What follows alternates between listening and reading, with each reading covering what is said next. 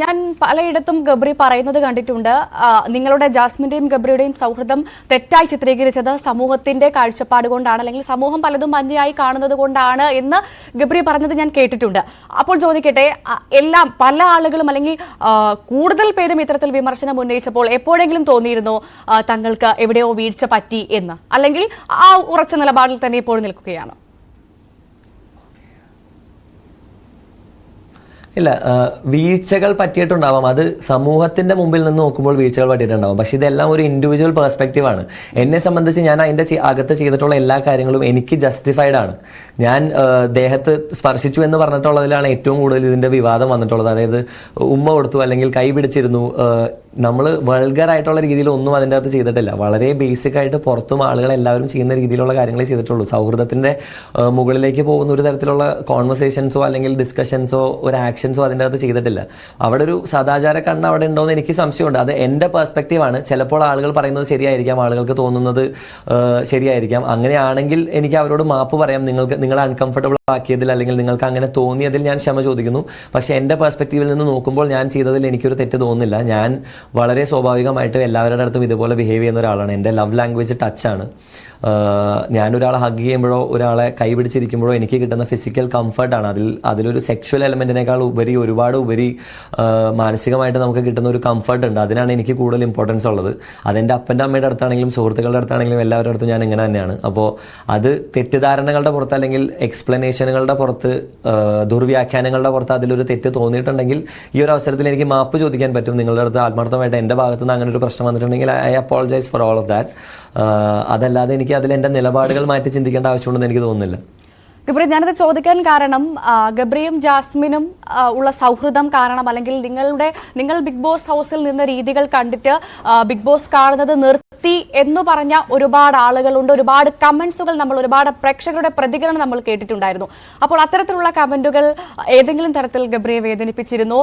അത്തരക്കാരോടുള്ള പ്രതികരണം എന്താണ് അത്തരത്തിലുള്ള കമന്റുകൾ കണ്ടപ്പോൾ ഗബ്രിക്ക് തോന്നിയത്?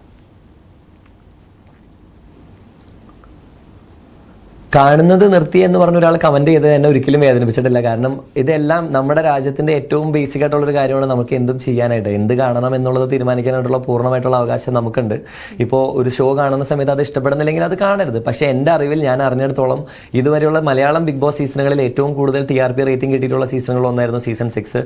അതിനർത്ഥം ഒരുപാട് ആളുകൾ കണ്ടിട്ടുണ്ട് തന്നെയാണ്. ഞാൻ പുറത്തിറങ്ങിയപ്പോൾ എനിക്ക് അറിയാൻ പറ്റിയത് അതിൽ ഏറ്റവും കൂടുതൽ കാണിച്ചിട്ടുള്ള കോണ്ടന്റും ഞാനും ജാസ്മിനും തമ്മിലുള്ള കോണ്ടന്റ് തന്നെയാണ്. അപ്പോൾ ബേസിക്കലി കാണാൻ തോന്നി ഞങ്ങൾ നിർത്തി എന്ന് പറയുന്നതിനേക്കാൾ കൂടുതൽ ആൾക്കാർ അത് കണ്ടതുകൊണ്ടാണ് TRP റേറ്റിംഗ് കൂടുന്നതും ഷോ അതിനെ കൂടുതൽ ആ ഒരു എഡിറ്റിംഗിൽ അതിനെ കൂടുതൽ പുഷ് ചെയ്യുന്നതും അല്ലെങ്കിൽ ആളുകൾ ഇത്ര ചർച്ച ചെയ്യപ്പെടുന്നതും അത് കാരണമായിരിക്കണം. അപ്പോൾ അങ്ങനെ വെച്ച് നോക്കുന്ന സമയത്ത് എനിക്ക് ആ പറയുന്നതിൽ ഹേർട്ട് ആവുന്നില്ല. പക്ഷേ അതേസമയം എൻ്റെ കുടുംബത്തിനെയും എൻ്റെ അമ്മയെയും എൻ്റെ പെങ്ങന്മാരെയും എൻ്റെ അപ്പനെയൊക്കെ വെച്ചിട്ട് സംസാരിക്കുന്ന കുറേ മ്ലേച്ഛമായിട്ടുള്ള കാര്യങ്ങളുണ്ട്, ചില കമന്റ്സ് ഉണ്ട്. അത് നമ്മളെ സ്വാഭാവികമായിട്ടും വേദനിപ്പിക്കും. കാരണം എനിക്കെതിരെ ഒരു കൺസ്ട്രക്റ്റീവ് ക്രിറ്റിസിസം അല്ലെങ്കിൽ എനിക്കെതിരെ ഞാൻ ചെയ്ത തെറ്റിനെ ചോദ്യം ചെയ്യുന്നത് എനിക്ക് തീർച്ചയായിട്ടും മനസ്സിലാക്കാവുന്ന ഒരു കാര്യമാണ്. കാരണം ഞാൻ അതെല്ലാം മനസ്സിലാക്കിക്കൊണ്ടാണ് ഇങ്ങനെ ഒരു ഷോയിൽ പാർട്ടിസിപ്പേറ്റ് ചെയ്യാനായിട്ട് സ്വമേധയാ നേരെ അവിടെ ചെന്ന് കയറി ചെല്ലുന്നത്. അപ്പോൾ ഇത് എൻ്റെ വീട്ടുകാരും ഇതുമായിട്ട് വലിയ ബന്ധമൊന്നുമില്ല. അവരെ വെച്ചിട്ട് ഞാൻ പറഞ്ഞിട്ടുള്ള ചില സ്റ്റേറ്റ്മെന്റുകൾ അല്ലെങ്കിൽ ഞാൻ പറഞ്ഞിട്ടുള്ള ചില കാര്യങ്ങളെ വെച്ചിട്ട് വളരെ മ്ലേച്ഛമായിട്ടുള്ള രീതിയിൽ എൻ്റെ അമ്മയും എൻ്റെ പെങ്ങന്മാരെയൊക്കെ പറയുന്ന സമയത്ത് അത് ഓബ്വിയസ്ലി നമ്മൾ ഹേർട്ട് ചെയ്യുന്ന കാര്യമാണ്. പിന്നെ ഇപ്പോൾ ഞാൻ ആ വീട്ടിലൊരു ഗെയിമർ അല്ല. ഇപ്പോൾ ഞാനൊരു സ്വാഭാവികമായിട്ട് സാധാരണക്കാരനായിട്ടുള്ളൊരു മനുഷ്യനാണ്. ഞാൻ പുറത്തിറങ്ങി എൻ്റെ ജീവിതം അതിൻ്റെതായിട്ടുള്ള രീതിയിൽ മുമ്പോട്ട് കൊണ്ടുപോകാനായിട്ട് സ്ട്രഗിൾ ചെയ്യുന്ന ഒരു ആക്ടറാണ് അല്ലെങ്കിൽ ഒരു മനുഷ്യനാണ്. അപ്പോൾ ഇപ്പോൾ തരാവുന്ന ഒരു കൺസിഡറേഷൻ എന്താണെന്ന് വെച്ചാൽ അതൊരു ഗെയിമായിട്ട് എടുത്ത് ആ ഗെയിമിൻ്റെ അകത്ത് ചെയ്തിട്ടുള്ള കാര്യങ്ങൾ അവിടെ വിട്ട് പുറത്ത് മറ്റൊരു മനുഷ്യനായി കണ്ടുകൊണ്ട് ആ ഒരു ഉപദ്രവം എന്നുള്ള ട്രാക്ക് മാറ്റി. ഇപ്പോഴും സൈബർ ബുള്ളിങ്ങിൽ എനിക്കെതിരെ ടാർഗറ്റഡ് ആയിട്ട് സൈബർ ബുള്ളിങ് നടക്കുന്നുണ്ട്. കാരണം ഫേക്ക് അക്കൗണ്ടുകളിൽ നിന്ന് ഇപ്പോഴും എൻ്റെ കമന്റ് സെക്ഷനിൽ ഒരുപാട് കമന്റ്സ് വരുന്നുണ്ട്. PR ടീമുകളുടെ ആവാം, അല്ലെങ്കിൽ ചിലപ്പോൾ ആളുകൾക്ക് തോന്നുന്ന ദേഷ്യം തീർക്കുന്നതാവാം. ഇങ്ങനെയാണെങ്കിലും ആ ഗെയിം അവിടെ കഴിഞ്ഞു. ഞാൻ എൻ്റെ ഗെയിം ആ വീട്ടിൽ ഉപേക്ഷിച്ചിട്ടാണ് ഞാൻ വന്നത്. എനിക്ക് ആരോടും വിദ്വേഷമോ ആരോടും പ്രത്യേകിച്ച് വെറുപ്പോ അങ്ങനെയൊന്നും വെച്ചിട്ടല്ല ഞാൻ ആ വീട്ടിൽ നിന്ന് ഇറങ്ങിയത്. എനിക്ക് അവിടെ ഉള്ളത് എല്ലാവരും എനിക്ക് വേണ്ടപ്പെട്ടവർ തന്നെയാണ്. എൻ്റെ സൗഹൃദങ്ങളാണ്, എൻ്റെ സുഹൃത്തുക്കളാണ്, എനിക്ക് വളരെ വേണ്ടപ്പെട്ടവരാണ്, എനിക്ക് ഇഷ്ടമുള്ളവരാണ്. അപ്പോൾ അത് അവിടെ കഴിഞ്ഞു. ആ ചാപ്റ്റർ വെച്ചിട്ട് പിന്നെ ജീവിതത്തിൽ ഉപദ്രവിക്കാതിരിക്കുക എന്നുള്ളതാണ് എനിക്ക് ചോദിക്കാവുന്ന ഒരു റിക്വസ്റ്റ്.